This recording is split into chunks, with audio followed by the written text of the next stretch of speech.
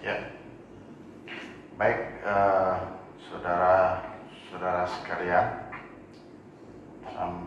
selamat berjumpa kembali di dalam perkuliahan akuntansi forensik. Sekarang kita masuk ke materi ke-6 ya. Ke-6 di video saya, tapi sebenarnya ini materinya ke-7 gitu. Kenapa? Karena ada satu materi kemarin yang kalian kerjakan sendiri atau pelajari sendiri, yaitu tentang FRA. Nah, kalau kemarin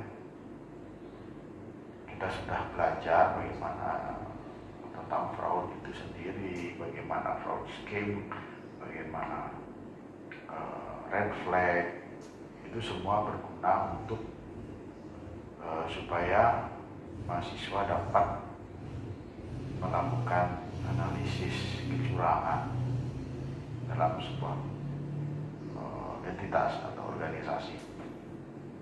Sehingga setelah mempelajari bab 1 sampai bab 4 kemarin, di bab 6-nya kita minta kalian untuk melakukan FRA.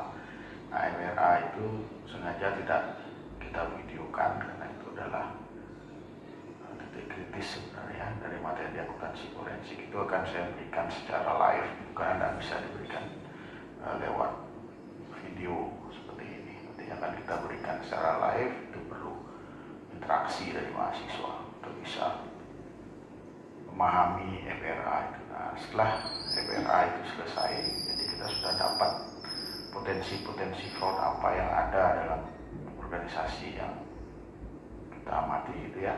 Jadi tujuannya kan untuk tahu apa sih sebenarnya potensi-potensi fraud yang ada di sana. Itu sebenarnya fungsi FRA itu. Kemudian kita bisa mengidentifikasi mana yang paling berpengaruh atau mana yang paling tinggi kadar risiko dari fraud yang ada di dalam organisasi itu. Skema-skema fraud yang ada dalam sebuah organisasi, mana yang paling tinggi risikonya, sehingga itu bisa menjadi prioritas untuk melakukan pencegahan, pendeteksian, kemudian respon terhadap fraud. Jadi setelah belajar FRA, selanjutnya kita akan belajar bagaimana cara mencegahnya.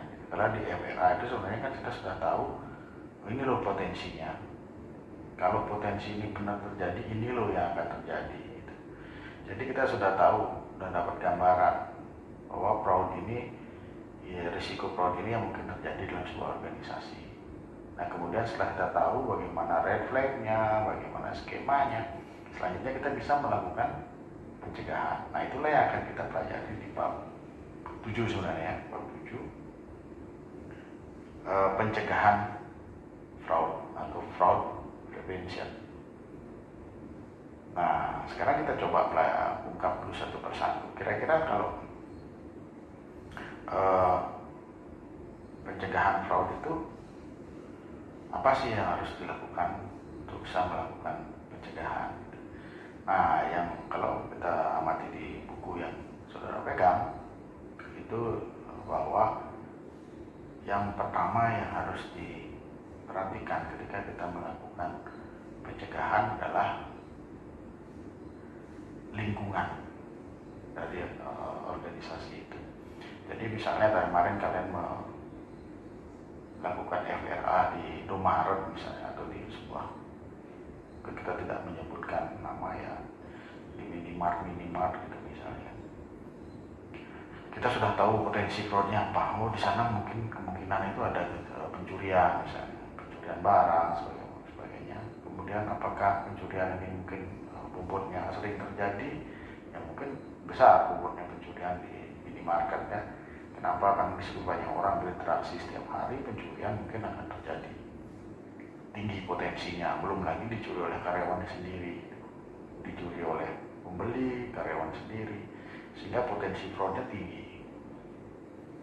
Kemudian apakah sudah ada kontrol terhadap hal itu? Sudah ada, dipasang CCTV misalnya.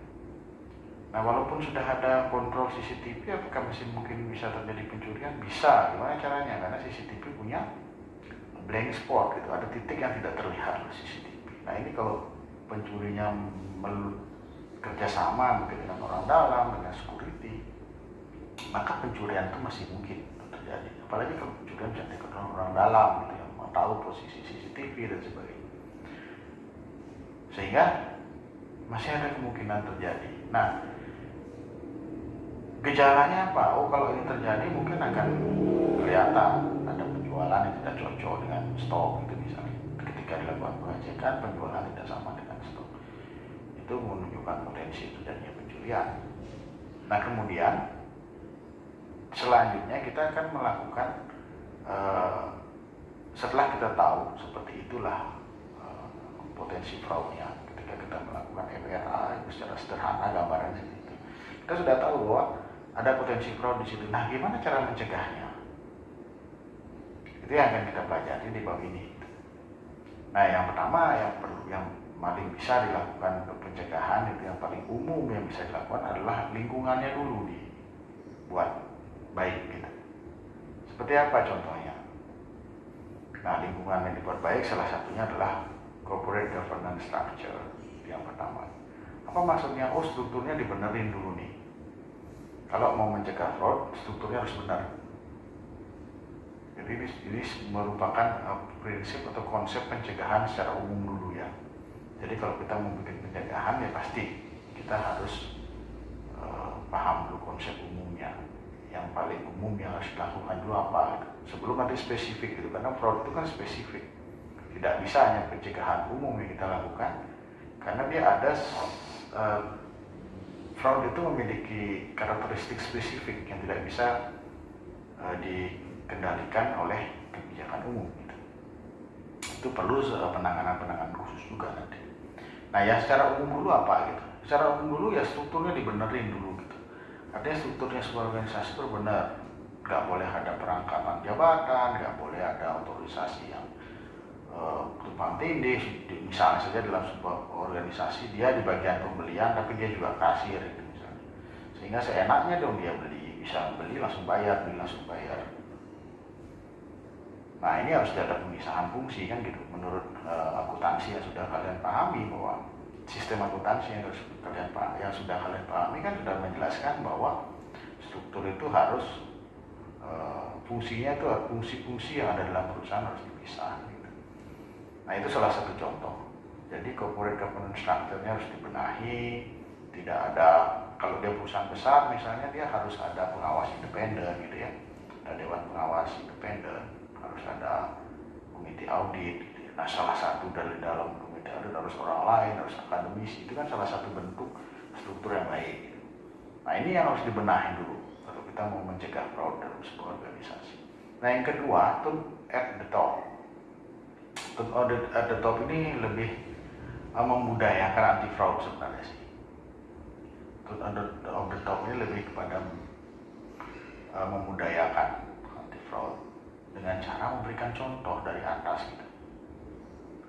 Maksudnya adalah kalau kita mau membuat karyawan kita tidak fraud, maka sebagai bos, sebagai pimpinan, kita harus memberi contoh dulu kepada mereka untuk tidak berperilaku fraud. Kalau pimpinannya fraud, otomatis di bawahnya akan ngikut anti fraud itu.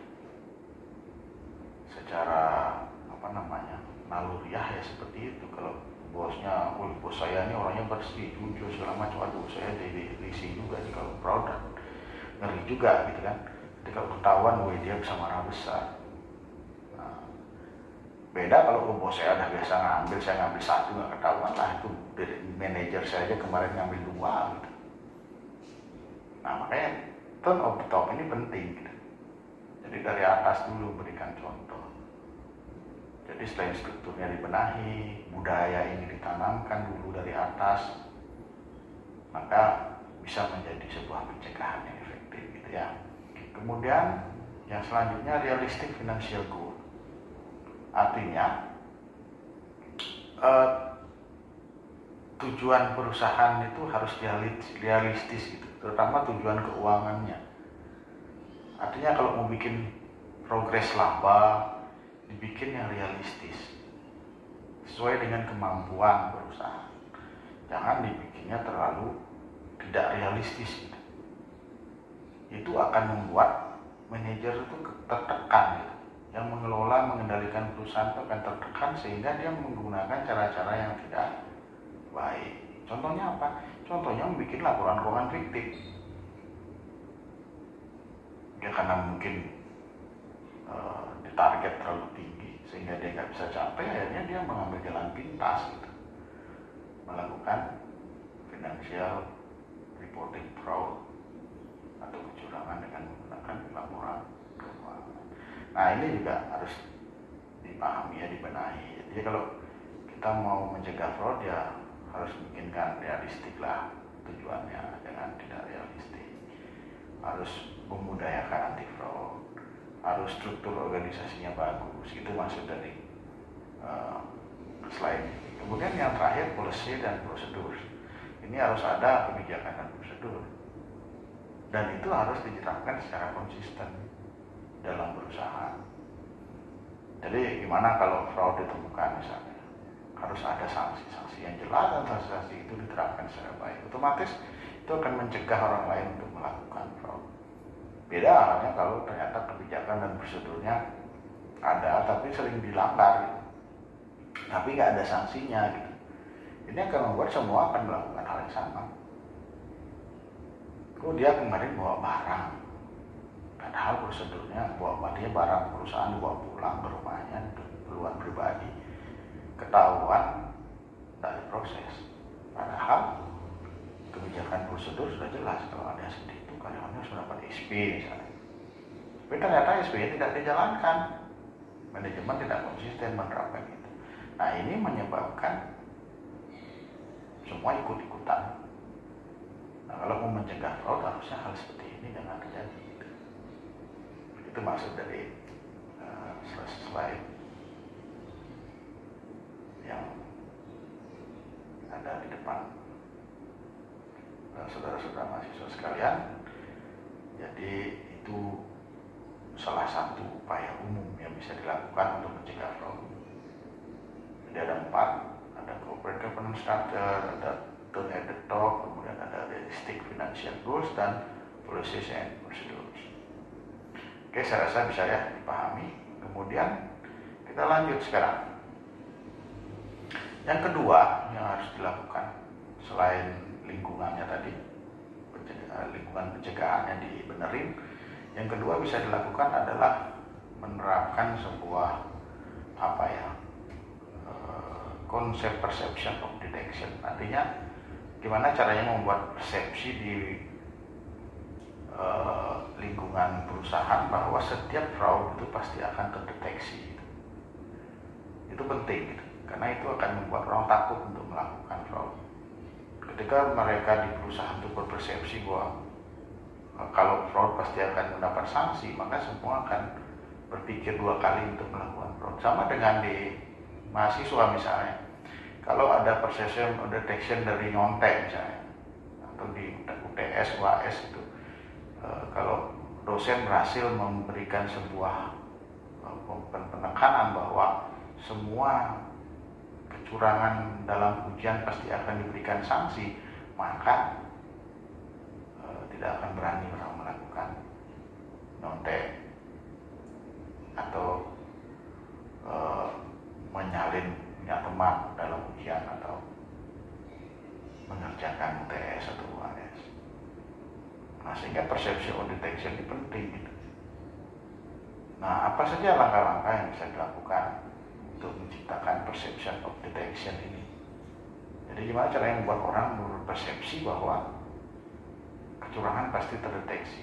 Salah satunya adalah dengan pengamatan atau kamera pengamatan, misalnya pakai kamera CCTV itu salah satu bentuk yang membuat orang nggak berani.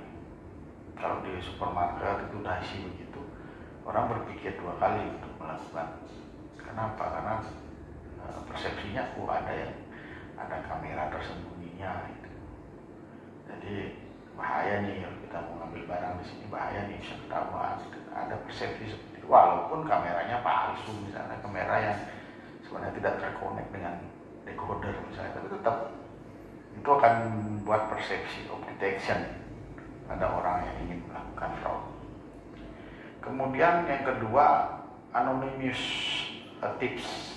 Tips itu sebenarnya lebih anonymous tips ini sama seperti whistleblowing gitu ya. Whistleblowing itu artinya apa ya? Ya kalau di sederhanakan mungkin kotak saran gitu ya. Kotak saran untuk melaporkan apabila ada fraud. Jadi kalau dalam sebuah organisasi ada kotak yang bisa untuk melaporkan sebuah kecurangan, orang akan berpikir 2 kali untuk melakukan kecurangan. Kenapa? Karena dia takut kalau dia melakukan kecurangan, jangan-jangan ada temannya nanti yang melaporkan gitu. Karena gampang laporinnya, hanya nulis tanpa nama pengirim, masukkan ke kotak saran, maka akan ketahuan kalau ada yang fraud. Nah ini akan memudahkan orang melaporkan, sehingga itu bisa membuat orang takut untuk melakukan fraud. Ya itu yang kedua. Kemudian yang ketiga ada surprise audit. Surprise audit ini audit kejutan gitu. Jadi nggak bilang-bilang auditnya tiba-tiba datang. Nah ini orang kan takut nih. Aduh kalau saya nulis sekarang ya besok ada audit nih, ketahuan dong saya. Nah ini membuat orang takut untuk melakukan fraud. Ini bisa menjadi sebuah konsep pencegahan gitu. Jadi surprise audit ini bagus untuk melakukan. Tapi kalau kita lihat dari laporan ACFE kemarin bahwa yang paling tinggi berpotensi untuk bisa terdeteksinya fraud adalah tips ini. Kotak saran atau whistleblowing system ini ternyata yang paling tinggi yang bisa mengungkap fraud. Gitu. Artinya apa? Dia orang lebih enjoy untuk melaporkan. Jadi kejahatan fraud atau fraud itu lebih sering ditemukan karena adanya tips. Kalau audit itu menempati posisi ketiga kalau nggak salah. Jadi tips itu justru yang pertama yang bisa mendeteksi fraud. Jadi tips itu paling banyak mengungkap fraud. Termasuk di KPK sendiri kan whistleblowing system atau tips ini yang memang banyak mengungkap. Makanya sering kita dengar bahwa si A ketangkep kenapa? Oh karena ada laporan dari masyarakat. Nah ini contoh dari tips atau whistleblowing system. Karena kalau di KPK itu ada juga, kalau nggak salah di websitenya itu ada di pojok kanan atau pojok kiri bawah itu ada tempat untuk melaporkan itu. Sehingga siapapun gitu yang bisa koneksi internet bisa melakukan pelaporan terhadap sebuah tindak fraud atau korupsi ke KPK. Cuman harus bertanggung jawab, artinya tidak sembarang juga melapor, tapi tidak punya bukti ya nggak bisa melapor, ya punya bukti pasti akan ditindaklanjuti.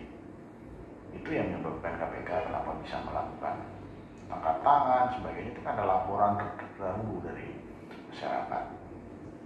Ya itu contohnya. Nah surprise audit ini menempati posisi ketiga kalau nggak salah, nanti kita cek.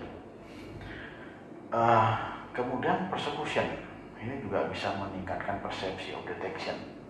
Artinya setiap kecurangan pasti akan diproses secara hukum. Nah ini membuat orang takut untuk melakukan fraud.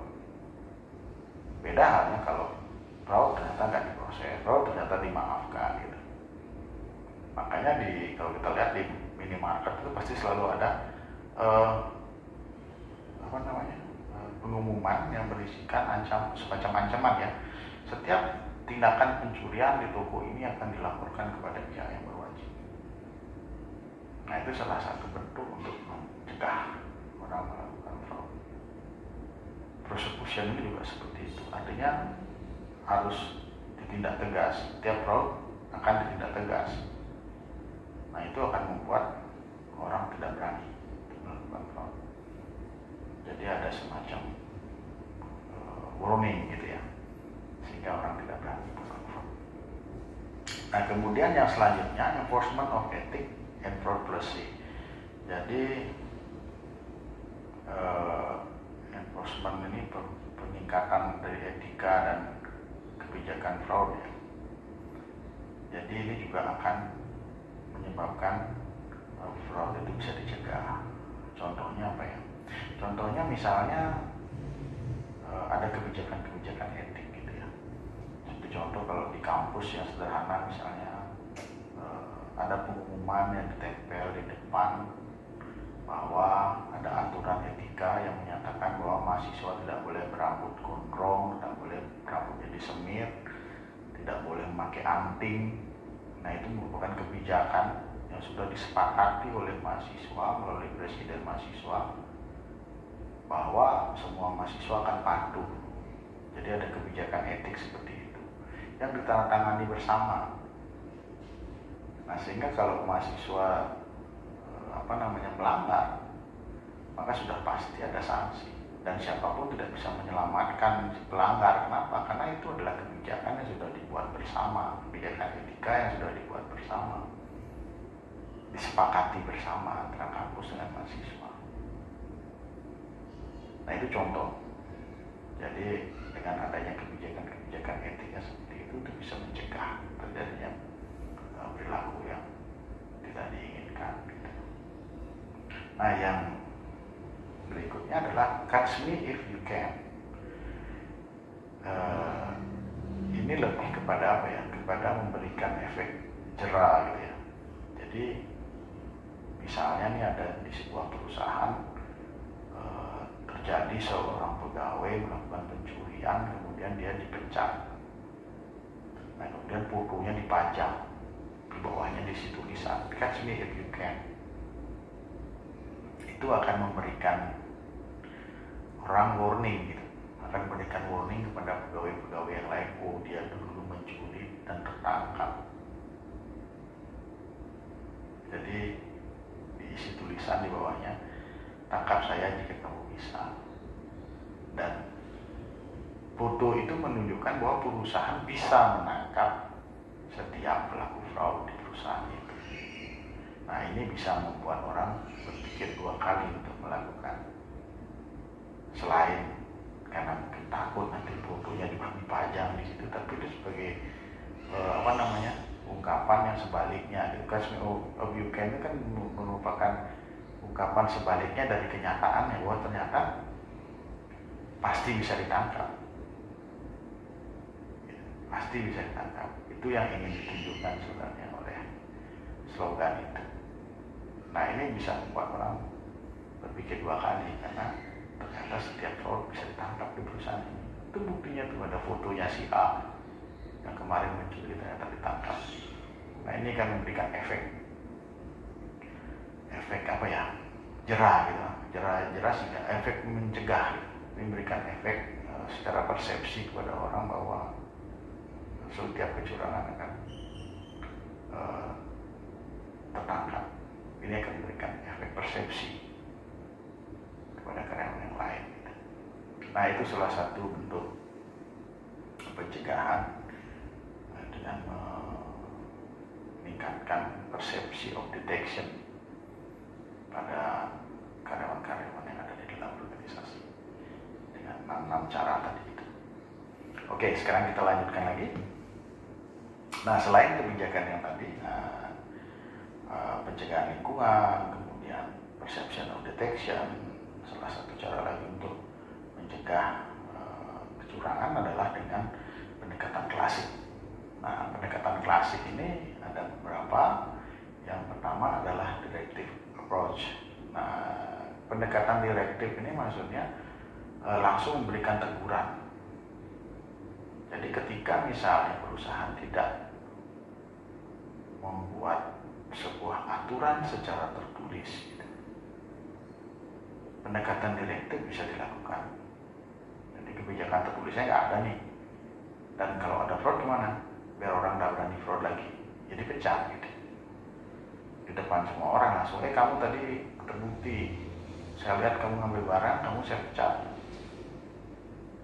Nah, itu contoh melakukan tindakan direktif untuk membuat yang lain tidak meniru.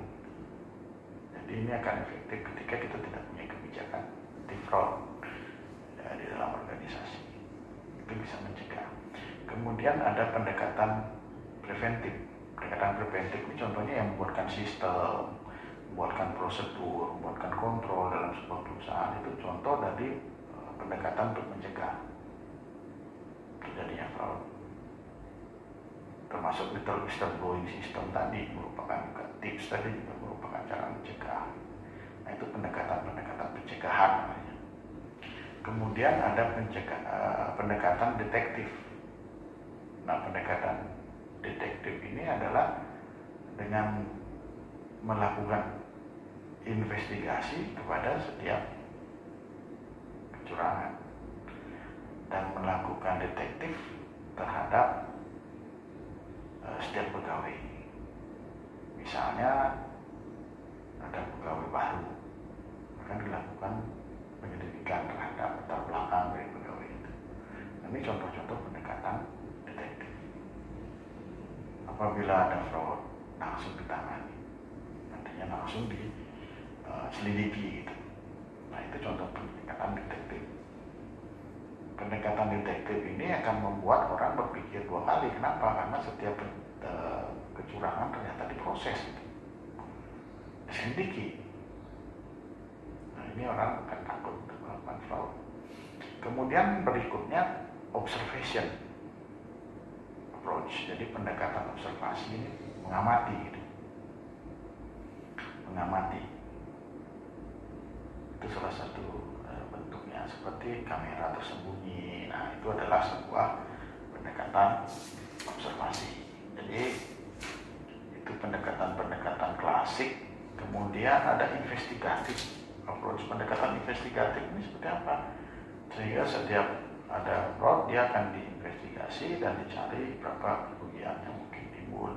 Jadi pendekatan seperti ini juga membuat orang untuk takut gitu. Kenapa? Karena pasti ditelanjangin gitu. Kalau udah melakukan fraud pasti ditelanjangin.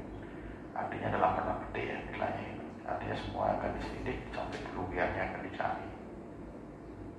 Sehingga orang akan berpikir kalau melakukan pencurian di perusahaan itu.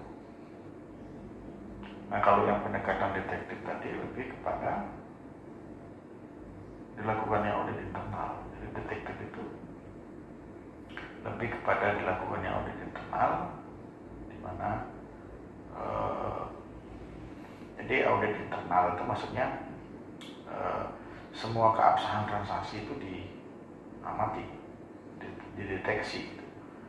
Ini membuat orang juga berpikir untuk melakukan fraud, karena setiap transaksi dicek, dipelajari oleh internal audit, maka orang akan takut untuk melakukan kecurangan. Nah, kalau investigatif itu lebih kepada semua kecurangan akan diselidiki sampai ke akar-akarnya oleh perusahaan. Nah, ini juga membuat persepsi orang untuk takut, menyebabkan orang takut untuk melakukan kecurangan gitu. Jadi itulah pendekatan investigatif. Nah, kemudian yang terakhir insurance approach, jadi pendekatan asuransi. Pendekatan asuransi ini lebih bukan mencegah fraud, tetapi mencegah kerugian akibat adanya fraud itu. Jadi dengan asuransi diharapkan kalau ada fraud diganti oleh asuransi sehingga perusahaan tidak rugi ketika mengalami fraud. Itu namanya pencegahan insurance atau insurance approach ya. Oke, saya rasa itu pendekatan klasik. Nanti lebih lanjut bisa dipelajari lebih lanjut di buku ya. Kemudian saya lanjutkan kepada ini other prevention measure, jadi pengukuran pencegahan yang lain. Ini beberapa cara menilai pencegahan, menilai atau other prevention, pencegahan lain, pengukuran pencegahan lain. Yang salah satunya adalah background check. Ini saya sebutkan tadi bahwa setiap pegawai yang baru itu dicek backgroundnya, punya utang apa enggak, dia dulu bekerja di perusahaan apa, apakah dia bekerja di perusahaan sama dulu dengan perusahaan kita gitu. Kenapa itu perlu? Karena jangan-jangan takutnya kan nanti dia justru penyusup gitu, penyusup dari perusahaan sebelumnya ke perusahaan kita untuk mencuri informasi, padahal dia sebenarnya pegawai dari perusahaan pesaing misalnya. Nah, untuk mencegah hal seperti itu diperlukanlah background check. Ini juga akan mencegah terjadinya kecurangan. Ada regular audit, namanya audit reguler, dia setahun sekali. Internal control juga begitu. Itu juga model-model pengendalian internal yang bisa mencegah juga. Regular audit juga bisa mencegah, walaupun potensi pencegahannya dia lebih rendah dibandingkan dengan tips tadi kan. Tips itu lebih efektif gitu, menurut laporan ACFI. Kemudian internal control juga cukup efektif. Kalau salah internal control ini yang kedua yang bisa mencegah fraud menurut ACFI. Yang paling efektif mencegah fraud adalah internal control. Nomor 2 internal control, nomor 1-nya tips tadi. Nah kemudian pencegahan lain adalah invigilation. Invigilation ini adalah menciptakan sebuah kondisi zero fraud. Jadi biasanya dilakukan oleh internal audit. Jadi seolah-olah dalam seminggu ini semua transaksi akan diawasi, akan diamati secara ketat. Nah kemudian dari sana dibandingkan kemudian hasilnya. Misalnya pengamatannya dilakukan selama 1 bulan. Jadi 1 bulan ini diawasi ketat. Kemudian hasil pengawasan ketat ini dilihat dibandingkan dengan hasil sebelumnya. Kalau ketika pengawasan ketat ternyata penjualannya masuk 100, biayanya 50 gitu. Nah ketika tidak diawasi ketat ternyata penjualannya cuma 50 dengan biaya 40 misalnya. Nah ini bisa sebagai sinyal bahwa sebenarnya ada fraud dalam perusahaan itu. Nah ini bisa sebagai cikal bakal untuk melakukan pencegahan gitu. Jadi kalau sudah tahu kondisi seperti itu, dengan mudah kita bisa menginvestigasi di mana sebenarnya kebocoran. Nah kondisi zero fraud ini kalau bisa diterapkan juga sebagai langkah pencegahan juga, tapi jangka pendek ya. Karena mungkin kalau nggak cepat dibenahi ya hanya pada saat masa kampanye zero fraud itu saja dia akan aman, tapi setelah itu lagi ada fraud gitu. Sehingga dia bisa dikatakan sebagai pencegahan tapi jangka pendek. Tapi dia bisa menjadi cikal bakal atau starting point untuk melakukan pencegahan yang lebih efektif ke depannya gitu. Nah itu salah satu cara-cara ya yang bisa dilakukan untuk melakukan pencegahan terhadap fraud. Jadi ada banyak tadi, lingkungannya, persepsinya dibenahi, kemudian ada pendekatan-pendekatan klasik, kemudian ada pendekatan lain ya yang sudah kita pelajari. Baiklah, jadi tadi kita sudah pelajari beberapa cara pencegahan ya. Jadi ada prevention environment, artinya lingkungan pencegahannya yang harus diperhatikan kalau ingin melakukan pencegahan yang efektif. Kemudian perception of detection-nya harus diperhatikan untuk bisa mencegah adanya fraud. Kemudian ada pendekatan klasik yang bisa dilakukan. Nah kemudian ada pendekatan lain seperti background check, regular audit, internal control, dan invigilation. Nah jadi itu merupakan materi dari pencegahan fraud. Yang kemudian perlu dipahami adalah setiap organisasi tidak memerlukan pencegahan yang sama gitu. Karena apa? Karena fraud dalam setiap organisasi pasti berbeda. Di organisasi A mungkin regular audit sudah cukup untuk mencegah, tapi di perusahaan B mungkin tidak cukup hanya regular audit, perlu internal control yang baik juga. Di perusahaan C mungkin tidak cukup regular audit dan internal control, mungkin perlu pencegahan yang lain seperti misalnya investigative approach misalnya perlu dilakukan di sana. Jadi kondisi fraud dalam setiap organisasi itu berbeda gitu. Sehingga cara pencegahannya pun berbeda. Nah nanti rencana saya ketika di akhir semester kalian sudah bikin yang namanya FRA, Fraud Risk Assessment. Nah nanti saya minta fraud risk assessment-nya dilengkapi juga nanti dengan fraud prevention. Jadi dilengkapi dengan cara mencegahnya gimana gitu. Kalau udah ketemu misalnya di minimarket ada pencurian, nyegah pencurian caranya gimana gitu. Mana nanti prinsip-prinsip atau pola-pola pencegahan yang bisa kamu ambil untuk mengatasi permasalahan-permasalahan yang dihadapi dalam organisasi yang kamu buat ya FRA yang kemarin. Jadi nanti saya harapkan kalian bisa melakukan itu. Jadi coba nanti diambil ya berapa, di mana kira-kira yang bisa, atau sistem pencegahan yang mana yang bisa diambil. Apakah tips itu cocok? Kalau pencurian apakah tips itu cocok? Kalau di minimarket ya enggak, karena pencuriannya lebih banyak daripada orang luar gitu kan. Bukan tips, tapi kalau di organisasi pabrik misalnya, mana tips itu cocok? Aku cocok. Kenapa? Karena di pabrik itu orang bekerja per departemen dan bisa saling mengamati gitu. Kalau temennya ngambil barang kan cepat ketahuan. Dan kalau ada sistem pelaporan atau tips tadi, atau whistleblowing system tadi, mungkin akan cepat terdeteksi atau tetap bisa ketahuan ada orang yang melakukan pencurian, sehingga bisa di sistem pencegahan dengan tips yang cukup efektif jadinya kalau di pusat pabrik. Tapi kalau di minimarket enggak, nah itu dia. Jadi harus disesuaikan dengan kondisi masing-masing. Oke, itu dulu dari saya untuk mencegah pencegahan kecurangan. Nanti kita lanjutkan lagi dengan fraud detection atau mendeteksi kecurangan, pendeteksian kecurangan gitu ya. Oke, sekian dari saya. Selamat siang.